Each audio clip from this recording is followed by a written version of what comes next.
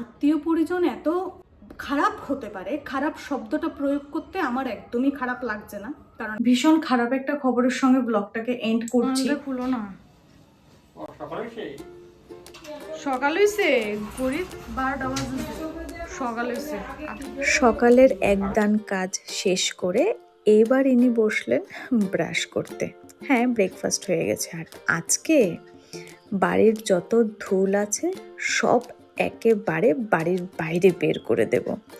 আসলে সময় তো হয় না, তো আজকেই ভাবলাম এই কাজটা সেরে নিই। ঘরের রান্না টান্না সব বন্ধ, কারণ আজকে ঘরের কাজ, আজকে নো রান্না। যদি আপনি অনুমতি দেন। আমি অনুমতি দিলাম না, অনুমতি রিজেক্টেড, পিটিশন রিজেক্টেড, অনুমতি নিজে থেকে নিয়ে নিচ্ছি।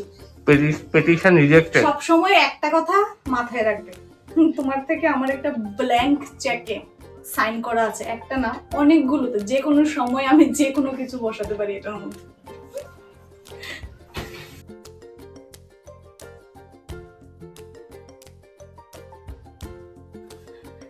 আমার এই ওয়ার্ড্রোবটার অবস্থা ভীষণ খারাপ হয়ে আছে। অনেক দিন ধরে ভাবছি এটাকে আমি ঠিক করব, যেহেতু থাকা হয় না সেহেতু ঠিকও হয় না, আর প্রচুর একটা এনার্জির প্রয়োজন এইখানে দেওয়ার জন্য, সেহেতু আর নিয়ে বসি না। কিন্তু আজকে যেহেতু আজকে বাড়িতে আছি, ভাবলাম সব নামিয়ে এটাকে ঠিক করব। একদম যাচ্ছে তাই অবস্থা হয়ে আছে। আর আমি না বিশেষ করে ওয়ার্ড্রোবে নিম পাতা রাখি, কোনো পোকামাকড় বা কোনো, অনেক সময় জামা কাপড়ের উপরেই দেখবে মানে সাদাটে সাদাটে ভাব হয়ে থাকে, ওগুলো না যেন হয়। আপাতত এগুলো একদম শুকিয়ে কাঠ হয়ে গেছে, আবার নতুন করে দেব। এগুলো সব আমি ঝেড়ে ফেলে দেব। কার কার বাড়িতে আমার মতো ওয়ার্ড্রোবের অবস্থা বলো? কদিন পর পরই যেন মনে হয় একবার করে এটাকে আমি পরিষ্কার করে দিই। আসলে এত অগোছালো হয়ে যায়। আর যারা আমরা ওয়ার্কিং আছি আমাদের জন্য তো সময়ের অভাব, ওই জন্য আর করতে পারি সব না। কাজ শেষ করে স্নান করে আসলাম ঠাকুর ঘরে প্রণাম করতে। কিছু কথা না বললেই নয়, সামনে আমার মা আছেন, আমার গণেশ ঠাকুর আছেন, যদি আমি কিছু ভুল বলে থাকি ওনারা দেখবেন। আমার ভরসাটা ওনাদের উপরই বেশি মানুষের চাইতে। এবার মানুষের চাইতে কথাটা আমি কেন বললাম, আসলে জীবনে সুস্থ স্বাভাবিকভাবে চলতে গেলে না, ঘরের যে 4টে কোণ থাকে সেই 4টে কোণেরই প্রয়োজন পড়ে, বাকি যারা রয়েছে আশেপাশে প্রয়োজন পড়ে না। যত তুমি মানুষের ভিড়ে নিজেকে ইনভলভ করবে তত তুমি প্রবলেমে পড়বে। প্রবলেম থেকে দূরে থাকাই ভালো।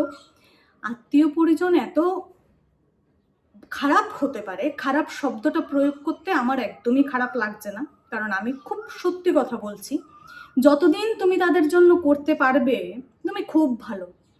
যখন তুমি কোনো উচিত কথা, সত্য বাক্য বলে ফেলবে, তখন বলবে ও বাবা, ও এরকম, কোনোদিনও তো আমরা ভাবিনি। কেন ভাবনি? এখন ভাবো। আমার না জীবনে আমি খুব কম মানুষকে নিয়ে চলতে আমি ভালোবাসি, সেটা হোক বন্ধু, হোক পরিবার, আত্মীয় পরিজন, যেনারাই হোক না কেন, আমি খুব কম মানুষের ভিড়ে নিজেকে রাখতে ভালোবাসি। আমার খুব বেশি ভিড় পছন্দ, কথাই আমি বলছি। আমাদের সকলের জন্য এই হাতে গোনা কয়েকটা মানুষেরই প্রয়োজন, খুব বেশি মানুষের প্রয়োজন আমাদের নেই। তো যাই হোক, আমি যদি কিছু ভুল বলে থাকি, মা আছেন সামনে, মা দেখবেন, গণেশ ঠাকুর আছে, ওনাদের পায়েই সব কিছু আমি অর্পণ করে দিই, আমি নিজেকে সমর্পণ করে দিই, ওনারাই দেখবেন। তো যাই হোক, এখন সব কাজ শেষ করেছি, এখন গিয়ে বসবো খাওয়া দাওয়াতে। তো চলো, খুব বকবক করে ফেলেছি, এখন নিচে যাই।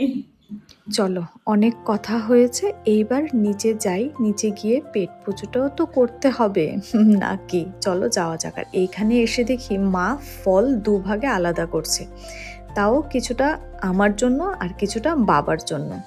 না খেলে বাপরে বাপ, বকার সাথে কিন্তু পিটুনিও আছে। আর আজকে এত জামা কাপড় ধোয়া হয়েছে, আমি না ওয়াশিং মেশিন। লাঞ্চে সানডে, আহারে তবুও ভালো ভালো রান্না নেই, সানডে তবুও রান্না নেই না, এখানে আবার একটু বেশি ভালোই হয়ে গেছে গা। আজকে আমাদের খাওয়ার পদে কোনো অভাব নেই। এখানে বাসন্তী পোলাও, এখানে বিরিয়ানি, তাও কি 2 রকমের বিরিয়ানি, হায়দ্রাবাদি, দম। কিন্তু দেখতে দুটোই সেম। এখানে গ্রেভি, বাবার থালা অলরেডি রেডি, আর এটা হলো ওর। তাই এখানে বাসন্তী পোলাও, এখানে বিরিয়ানি। আর যেহেতু আমি বাসন্তী পোলাও পছন্দ করি না, এটা হলো আমার। থালাগুলো দেখতে একদমই সুন্দর হয়নি, যাই হোক খেয়ে নি। খাওয়া দাওয়া সেরে তারপর ভাবছি একটা মুভি দেখবো। আজকে আর দুপুরে ভাত ঘুমটা দেবো না, ভাত ঘুমটা দিলেই দিনটা কি করেছে শেষ হয়ে যায় বুঝতেই পারিনি। এখানে মর্দানি 3 নিয়ে বসলাম। আজকে ভেবেছিলাম যে দুপুর 3টা 3:30 নাগাদ আমরা বের হবো, তাই তো? কিন্তু সেটা আর হলো না। সেটা না হওয়ার পেছনেও কারণ আছে, মর্দানি 3। কিন্তু মুভিটা ভালো না, ঠিক না?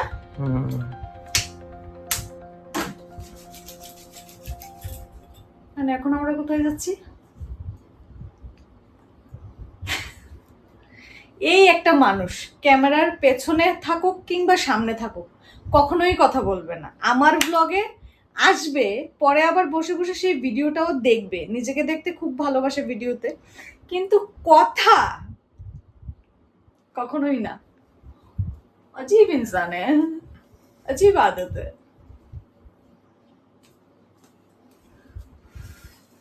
Okay?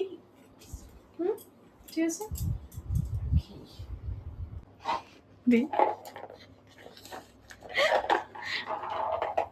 মার ভয়ে, সব মার ভয়ে, সব মার ভয়ে, মার ভয়ে ফলের বক্স কোথায় লুকানো হচ্ছে। এদিকে এদিকে এদিকে।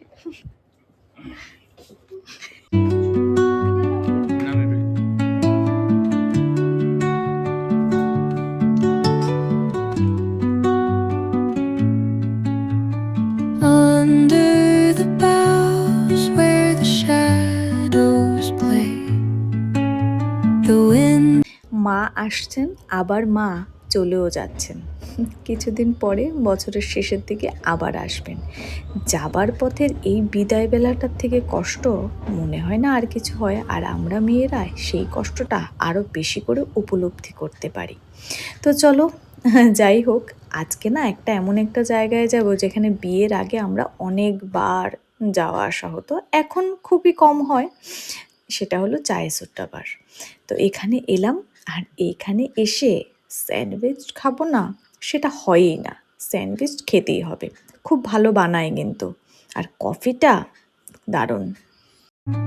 Under the boughs where the shadows play, the wind hums songs at the break of day, whispering pines, secrets untold, carrying tales only the forest holds.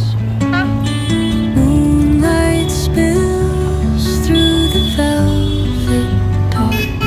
ওখান থেকে বেরিয়ে সোজা চলে আসলাম বিশালে। বিশালে কেন এসেছি, আর বিশালে আসতে না আমার একদম ভালো লাগে না, কারণ এত ভিড় থাকে। আমার অত ধৈর্য নেই বাবা ভিড়ের মধ্যে নিজেকে ধরে রাখার। তবে যাই হোক, কদিন ধরে না ওই বাড়ির জন্য আর এই বাড়ির জন্য কিছু জিনিসপত্র কেনার ছিল, আর বিশালে গেলে সব কিছু এক জায়গাতে পাওয়া যায়, ওই জন্যই এখানে চলে এলাম। যা, বৃষ্টিও আসলো। দাঁড়াও, বৃষ্টির পর একেবারে বাড়ি গিয়ে ব্লগটা কন্টিনিউ করছি। বাড়ি এসে বসে বসে কি খাচ্ছি, ওই যে যাওয়ার আগে ফলটা লুকিয়ে রেখেছিলাম মা যেন না দেখে, কারণ মাকে বলেছি আগেই খেয়ে নিয়েছি, না হলে ওই বকা পিটুনি দুটোই খেতে হবে, ওই জন্য এটাই বসে বসে খেয়ে নিচ্ছি। পেট কাঁপে গেলে পেট কাঁপে কি হলো? মা নিরামিষ বুঝি পেট কাঁপতেই পারে? আর একাদশী। শ্বশুরবাড়ির খাওয়া নিয়ে কথা হচ্ছে, মানে ওর শ্বশুরবাড়ি। ভাই ওখানে, আবার ভাই দাদা মিলে ভীষণ এনজয় করছে। আর ওকে ফোন করবে না সেটা হয় না। 3 জন আর আমার কলকাতার দাদা, এই 4 জনের একটা গ্রুপ আছে। এই গ্রুপে সারাদিনে যে কত ডিসকাশন চলে সেটা একমাত্র ওরাই জানে। আর খাবার নিয়ে, স্পেশালি চিকেনের কোনো একটা আইটেম নিয়ে, বাপরে বাপ, অঝরন্ত বকবক। ভীষণ খারাপ একটা খবরের সঙ্গে ব্লগটাকে এন্ড করছি। ভেবেছিলাম আরেকটু কন্টিনিউ করব, কিন্তু খবরটা পাওয়ার পরে ইচ্ছে হচ্ছে না।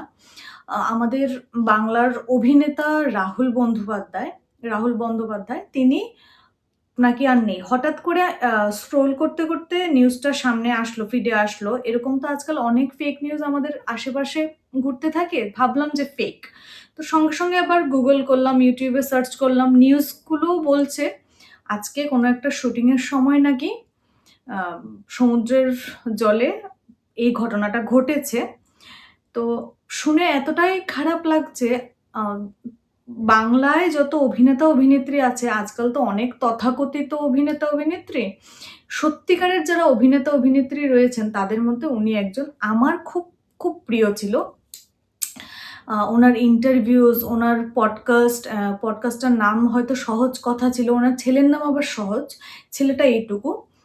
তোমরা হয়তো অনেকেই চেনো চিরদিনই তুমি যে আমার মুভিটা, মুভির হিরো। আমার খবরটা শুনে না বিশ্বাস হচ্ছিল না যে সত্যি এরকম ঘটেছে। তো মনটা ভীষণ খারাপ হয়ে গেছে খবরটা পেয়ে। আসলে সচরাচর মানে এত ভালো অভিনেতা আজকাল পাওয়াটা কঠিন, সবাই তথাকথিত হয়ে উঠেছে। তো যাই হোক, খবরটা পেয়ে ভাবছি যে মানুষের জীবন কতটা আনপ্রেডিক্টেবল হয়। সত্যিই তাই, এটাই বাস্তব, এটাই ফ্যাক্ট। তো ব্লগটা এভাবে এন্ড করব ভাবতে পারিনি। সবাইকেই আমি সবসময় ঠাকুরের কাছে বলি মানুষকে সুস্থ রাখো, ভালো রাখো, এইটুকুনি তো চাওয়া, আর খুব বেশি তো চাওয়ার কিছু নেই। তো আমি চাই আমার আশেপাশের যত জন আছে সবাই যেন সুস্থ থাকে, এটাই সবার প্রথমে আমি চাই। আর আমি যেন আমার আশেপাশের মানুষগুলোকে ভালো রাখতে পারি। তো ব্লগটা আজকে আমি এইখানেই এন্ড করছি। ভাবিনি এইভাবে ব্লগটা এন্ড করতে হবে, করছি। মানে এন্ড করতে করতে একটা কথাই বলতে ইচ্ছে হচ্ছে, তোমরা সকলে ভালো থেকো এবং ভালো রেখো সবাইকে, যারাই তোমার আশেপাশে রয়েছেন। আর আবারও নেক্সট ব্লগে ফিরে আসবো যদি ঠাকুর সুস্থ রাখেন। তো চলো আজকের এই ব্লগটাকে আমি এইখানেই শেষ করছি। ভাবিনি এত একটা খারাপ খবরের সঙ্গে ব্লগটাকে এন্ড করব। যাই হোক, আমাদের হাতে কিছু নেই, ঠাকুর আমাদের দিয়ে যা করাচ্ছেন আমরা তার মধ্যে দিয়েই যাচ্ছি। তো যাই হোক, চলো টাটা, ভালো থেকো, ভালো রেখো।